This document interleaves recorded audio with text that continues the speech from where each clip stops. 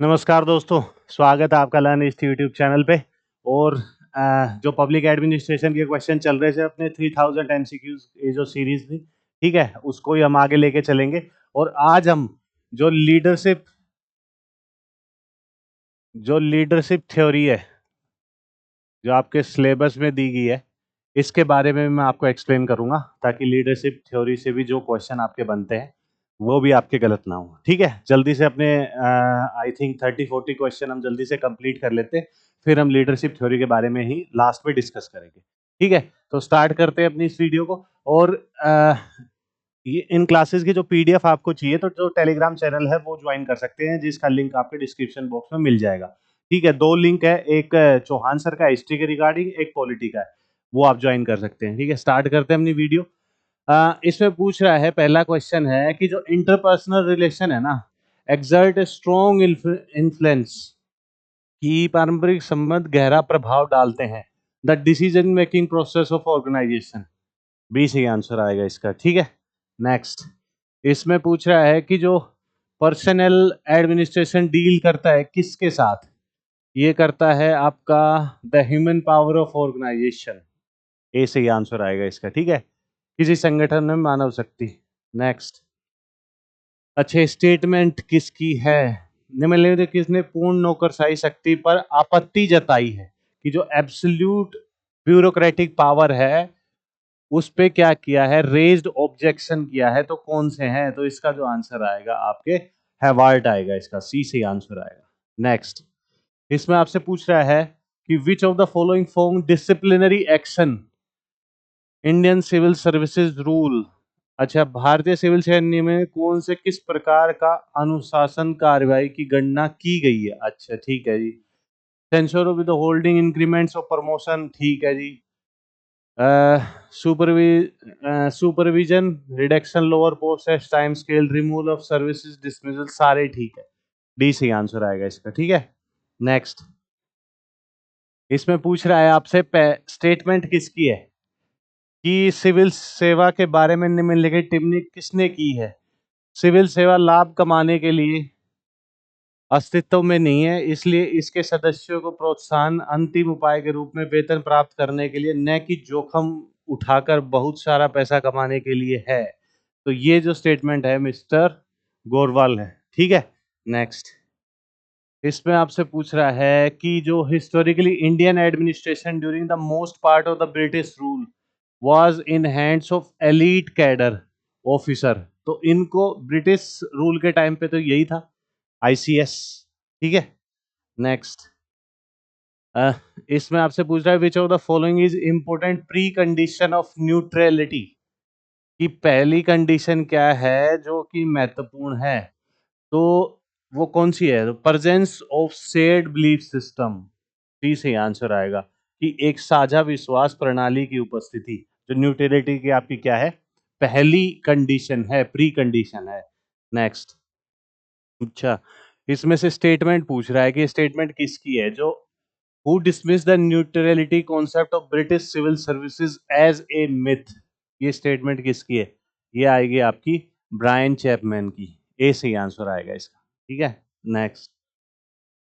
अच्छा, prime minister of India के बारे में पूछ रहा है कि उन्होंने क्रिटिसाइज किया था the civil servant as being fossilised in their mental outlook. आज सिविल सेवक मानसिक दृष्टि से जीवाश्म होने की आलोचना की है, तो जवाहरलाल नेहरू इसका सही आंसर आएगा। टी सही आंसर आएगा। ठीक है, नेक्स्ट। इसमें पूछ रहा है the basis of rank classification. अच्छा, कि रैंक वर्गीकरण का आधार क्या है?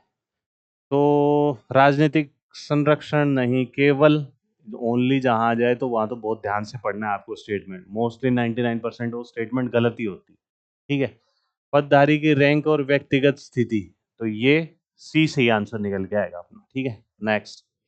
इसमें classification of duties and position of classification represent in the wage in, कि कर्तव्यों का वर्गीकरण व पद वर्गीकरण वर्तमान में प्रचलन में है, US, Philippines, Canada. D C answer आएगा, ऑल ऑफ दी अबो। ठीक है, next.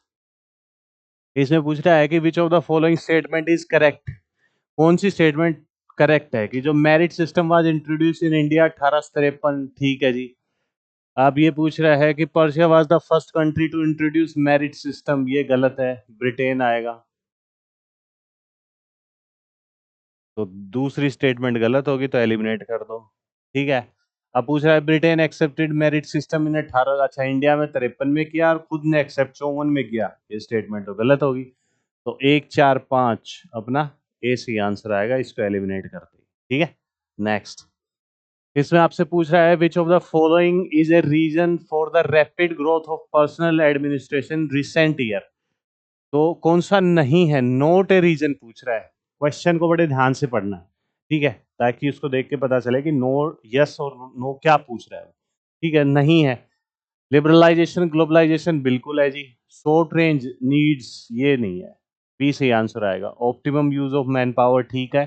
Recognition human aspects of organisation ये भी ठीक है, बी नहीं है, बी सही आंसर आएगा इसका, ठीक है। नेक्स्ट, इसमें आपसे पूछ रहा है the originator of syndicate method of training is, क्या है। Origin administrative staff college Henley on Thames, हाँ, बी सी आंसर आएगा इसका, ठीक है। नेक्स्ट, इसमें पूछ रहा है कि recruitment of the defence forces during the war time पे जो रिक्रूट किए जाते हैं पर्सन आर्मी में, वो एग्जाम्पल किसका है। तो वो क्या आएगा, ऑर्डिनरी रिक्रूटमेंट, इसका सही आंसर है, ठीक है। नेक्स्ट, अच्छा इसमें पूछ रहा है which of the following are not general qualification required for employ, अच्छा जी ठीक है। तो एजुकेशन विद डोमिसाइल तो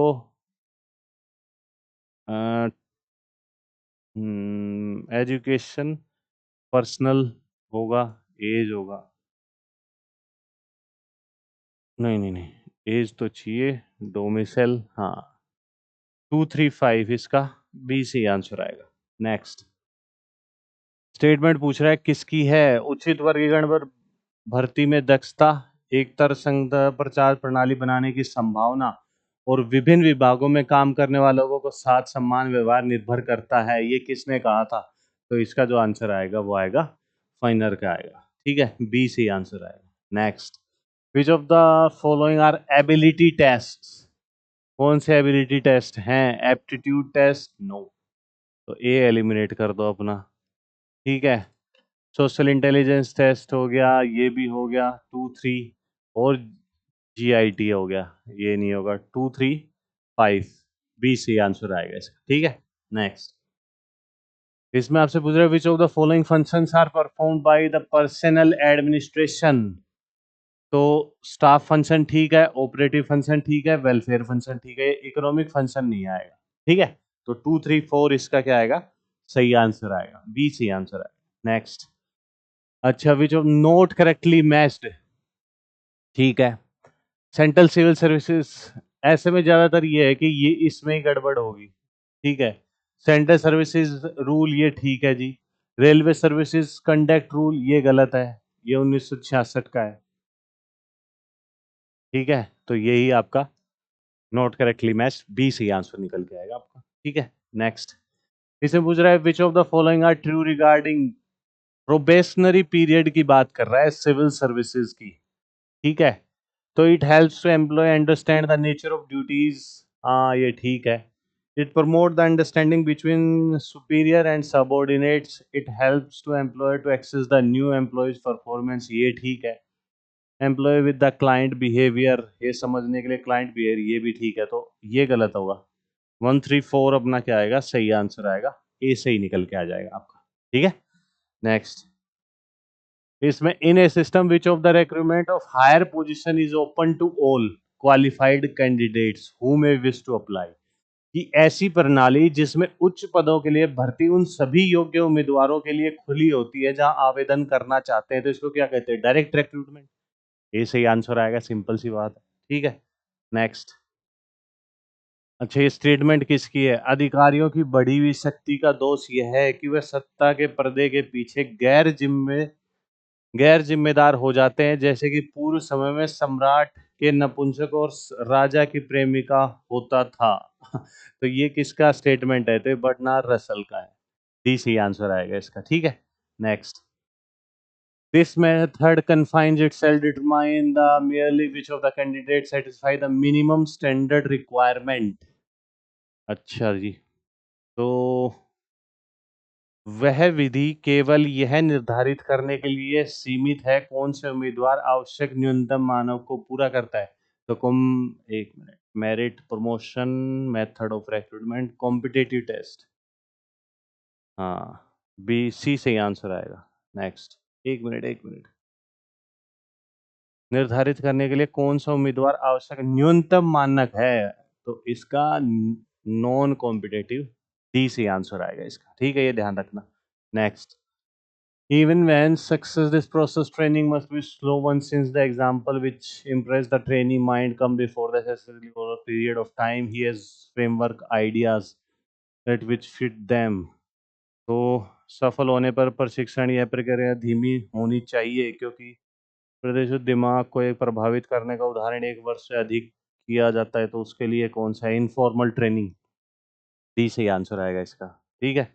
नेक्स्ट, इसमें पूछ रहा है यूएसए के बारे में संयुक्त राज्य अमेरिका सिविल सेवा सुधार अधिनियम 1978 के प्रमुख वैचारिक उपलब्धियों की एक पुष्टि है, कौन सा है। तो यहाँ पे क्या है, inadequate validate merit principle, separation of, ये आएगा, बी सी आंसर आएगा, political legal aspects of personnel administration. वह ऐसे याद रख सकते हैं कि सेपरेशन ऑफ पावर कहाँ से है, यूएस से है, तो ऐसे याद रख लो अपना, बी सही आंसर आएगा, सेपरेट कर दिया, separation of manager political and legal aspects of personnel administration. Next, ये बुक है, बहुत इंपॉर्टेंट है, इकोनॉमी एंड सोसाइटी, ये बुक किसकी है, तो इसका जो सही आंसर आएगा मैक्स वेबर, इसका सही आंसर आएगा। नेक्स्ट, इसमें पूछ रहा है in this system the public administration enjoy right to vote, कि जो पब्लिक सर्वेंट है ना वो राइट टू वोट एंजॉय करते हैं, तो ये आएगा सेमी पॉलिटिसाइज्ड ब्यूरोक्रेसी, ठीक है, बी ए सही आंसर आएगा इसका। नेक्स्ट, ये स्टेटमेंट किसकी है भाई, a day in a life bureaucrat was portrayed as follow, at 9 o'clock, employee arrive at the ministry and warm themselves around the excessively hot stove. At 10, they have tea sharply at their quills. In 30, chat, they have lunch. अच्छा, पूरी statement ही walk inside ministry, the only time to work is mid day.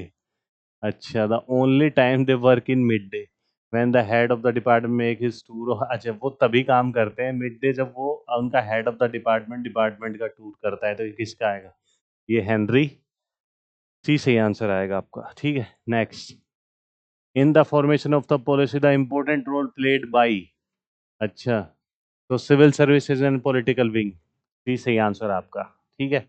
Next, इसे पूछा है permanent tenure enjoyed by civil servants, permanent tenure तो इसी का है, ठीक है।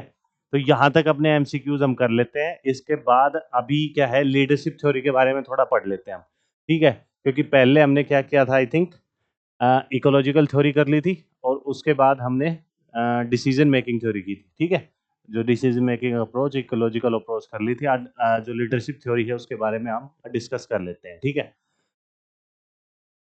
लीडरशिप थ्योरी आपके एग्जाम उसमें सिलेबस में भी दी गई है, ठीक है। तो लीडरशिप थ्योरी का मतलब क्या है कि प्रोसेस है,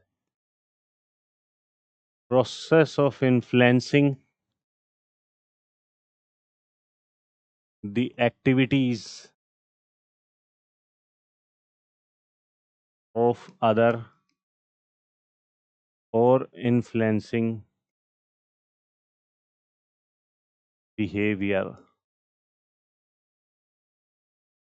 ये लीडर वो ही है जो कि जो उसको फॉलो करते हैं, एक बेसिकली ऐसे मान के चलो कि जो उनको फॉलो करते हैं, उनकी जो एक्टिविटी है उनको इन्फ्लुएंस करे अपने हिसाब से, ठीक है, और जो उनके बिहेवियर को है या उनको एक्टिविटी या उनके बिहेवियर को इन्फ्लुएंस करे, ठीक है।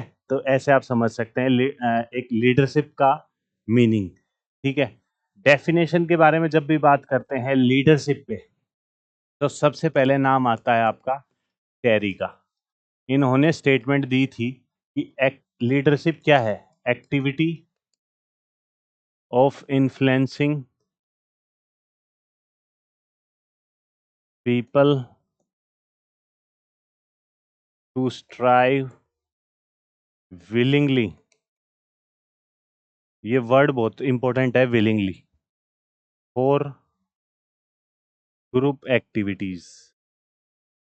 ठीक है, ये तो लीडरशिप पे स्टेटमेंट आपकी पहली डायरेक्ट वैसे पूछी जा सकती है कि टेरी ने ये स्टेटमेंट किसकी है, इनडायरेक्टली भी आपसे पूछी जा सकती है। ठीक है, इसके बाद नाम आता है आपका वॉन बेनिस का।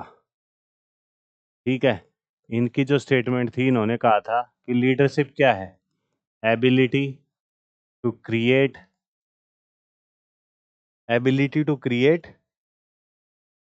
Any ability to create and realise a vision. Basically यही है कि लीडरशिप क्या है, कि जो एक विजन है ना, उसको क्या करे, रियलाइज करवाए और उसको क्रिएट करे। ठीक है, तो ये आपकी स्टेटमेंट किसकी है लीडरशिप के रिगार्डिंग, वॉन बेनिस की। ठीक है, तो दोनों स्टेटमेंट आपको याद रखनी है, डायरेक्टली इनडायरेक्टली आपसे पूछी जा सकती है। ठीक है, अब इसके बाद क्या है, लीडरशिप थ्योरी में लीडरशिप के एलिमेंट बताए जाते हैं। 3 एलिमेंट है। ठीक है, पहला कौन सा है आपका, आपका है हार्ड वर्क। ठीक है, दूसरा है आपका कम्युनिकेशन, कम्युनिकेशन स्किल आपकी अच्छी होनी चाहिए। और तीसरा है आपका विजन, कि आपका जो विजन है ना, वो बिल्कुल क्लियर होना चाहिए। ठीक है, आपका विजन एकदम क्लियर होना चाहिए, हार्ड वर्क होना चाहिए। जो लीडर होना चाहिए, लीडरशिप में हार्ड वर्क की बहुत इंपॉर्टेंस है। ठीक है, कम्युनिकेशन आपका बेस्ट होना चाहिए, और विजन जो है, जो कि आप जो आपका गोल है उसके लिए, वो बहुत ही क्लियर होना चाहिए। तो ये लीडरशिप की जो 3 एलिमेंट बताए गए थे।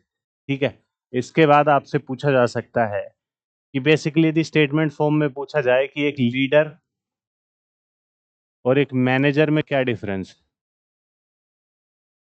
ठीक है, तो बेसिकली सबसे पहले लीडर में क्या डिफरेंस है, ये इन्फ्लुएंस करता है क्या, बिहेवियर को, कि जो लोग इसको फॉलो करते हैं उनके बिहेवियर को ये क्या करता है, लीडर इन्फ्लुएंस करता है। मैनेजर क्या करता है आपका, वर्किंग विद इंडिविजुअल। यहाँ पे कोई जो बिहेवियर इन्फ्लुएंसिंग का कोई चक्कर नहीं है मैनेजर में, लीडरशिप में ये है। ठीक है, और क्या आएगा, लीडर क्या है, ओरिजिनल होता है, लेकिन मैनेजर क्या है, बनाया जाता है। ठीक है, और इन्फ्लुएंसिंग बिहेवियर हो गया, लीडर आपका ओरिजिनल होता है, और लीडरशिप जो है ना, ये डेवलप की जाती है। ठीक है, और ये आपकी मैनेजर जो मैनेजर या मैनेजरशिप जो भी है, ये आपकी मेंटेन की जाती है। ठीक है,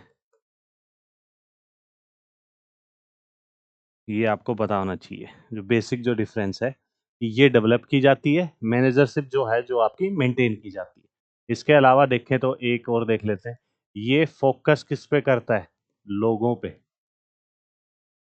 ठीक है, ये फोकस किस पे करता है, सिस्टम पे, क्योंकि सिस्टम ने ही इसको मैनेजर बनाया है। तो इसलिए ये लोगों पे, लीडर फोकस करेगा लोगों पे, और ये फोकस करेगा आपका सिस्टम पे। ठीक है, तो ये सब डिफरेंस आपको पता होना चाहिए। मेन जो आता है, अब मेन जो आती हैं इसमें थ्योरीज आती हैं लीडरशिप में। ठीक है, पहली जो थ्योरी है आपकी, थ्योरीज ऑफ लीडरशिप। ठीक है, पहली थ्योरी आती है आपकी ग्रेट मैन,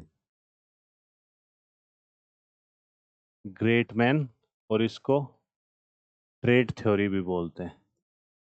इसका मतलब ये है कि वो आदमी, इस थ्योरी में ये बताया गया था कि जो वो आदमी जो लीडरशिप की क्वालिटी लेकर ही पैदा हुए, ठीक है, कि एबिलिटी born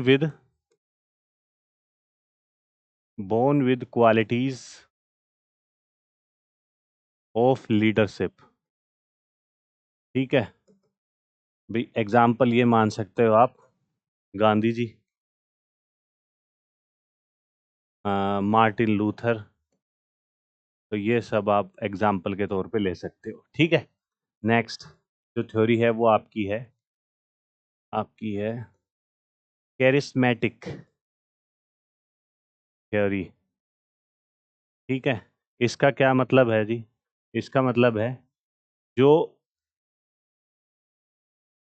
जो आपका लीडर है ना, उसका जो चार्म है, ठीक है, वो ही ऐसी है, हीरोइक क्वालिटी, तो ही उसको लोग फॉलो करने लग जाते हैं। ठीक है, कि उसकी जो पर्सनैलिटी है वही ऐसी है, हीरोइक क्वालिटी वाली पर्सनैलिटी है। तो ये आपका जो आपका क्रिस्मेटिक थ्योरी में बताया गया है। ठीक है, फिर आता है आपका बिहेवियर थ्योरी, जो कि आपका कब स्टार्ट होती है? लेट 1940s में। ठीक है, और इसमें आपका क्या बताया जाता है आपके बिहेवियर थ्योरी में, कि एटीट्यूडनल थ्योरी भी इसको बोला जाता है।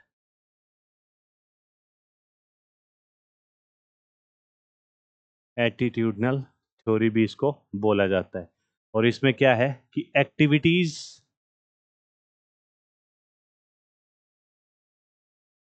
एक्टिविटीज ऑफ लीडर और बिहेवियर ऑफ लीडर को देखा जाता है।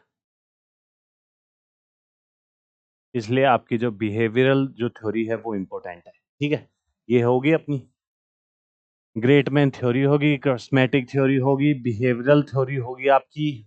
ठीक है, फिर आपकी आती है एक सिचुएशनल थ्योरी, कि किस सिचुएशन पे किस लीडर की जरूरत होती है। ठीक है, तो इसमें क्या बताया जाता है आपका, कि डिफरेंट सिचुएशन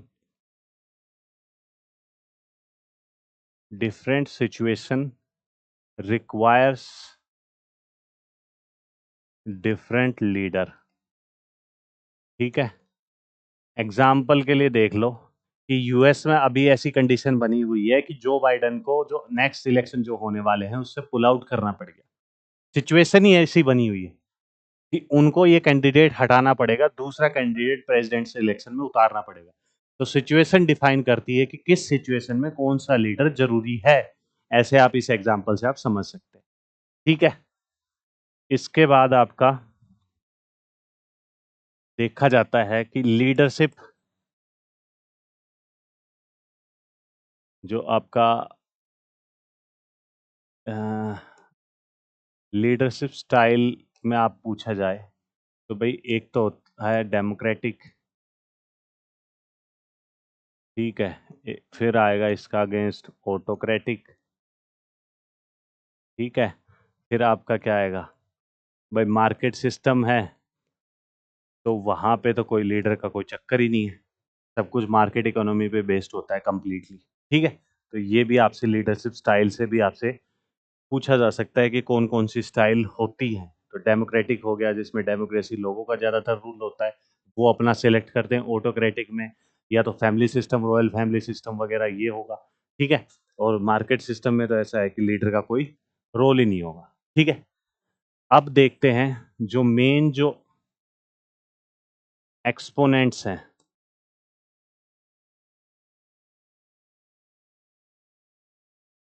जो एक्सपोनेंट्स हैं इस थ्योरी के, सबसे पहले तो आते हैं F. W. टेलर। ठीक है, ये आपका बताते हैं, ये फोकस करते हैं, focus on needs of organisation leadership theory में। ठीक है, ये बताते हैं कि ये फोकस हमें करना चाहिए नीड्स ऑफ ऑर्गेनाइजेशन पे, ठीक है, ना कि नीड्स ऑफ इंडिविजुअल पे। ठीक है, नेक्स्ट है आपके MP. पॉलेट। ये आपका बताते हैं कि कोऑर्डिनेशन, ठीक है, और पर्पस पे फोकस करते हैं ये आपका। ठीक है? बेसिकली मोटा-मोटा आप ये ध्यान रखना है कि टेलर किस पे फ़ोकस करते हैं आपका, फॉलेट किस पे फ़ोकस करते हैं, कोऑर्डिनेशन और पर्पस पे, और और कौन थे आपके? इसके बाद आपके आते हैं चेस्टर बर्नार्ड, ठीक है? और इनकी जो बुक है, वो कौन-सी इम्पोर्टेंट बुक थी? The functions of the एग्ज़ीक्यूटिव्स।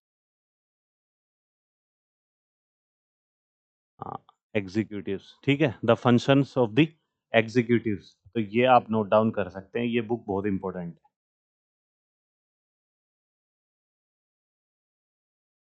और ये कब की है? 1938 की, ठीक है? इसमें फोकस किस पे करते हैं? कम्युनिकेशन पे, ठीक है? और किस पे फोकस करते हैं ये? गोल फॉर्मुलेशन पे, फॉर्मुलेशन गोल्स, ठीक है? और क्या है? और एसेंशियल सर्विसेज पे, इन पे फोकस करते हैं, ठीक है? और लास्ट में जो आपके आते हैं, वो आते हैं एल्टन मेयो। लास्ट जो है आपके एल्टन मेयो, ठीक है? ये फोकस करते हैं आपका, फोकस ऑन इंडिविजुअल नीड्स। बस ये डिफरेंस आपको पता होना चाहिए, ठीक है? कि एल्टन मेयो और जो टेलर था, उसमें क्या डिफरेंस, ठीक है?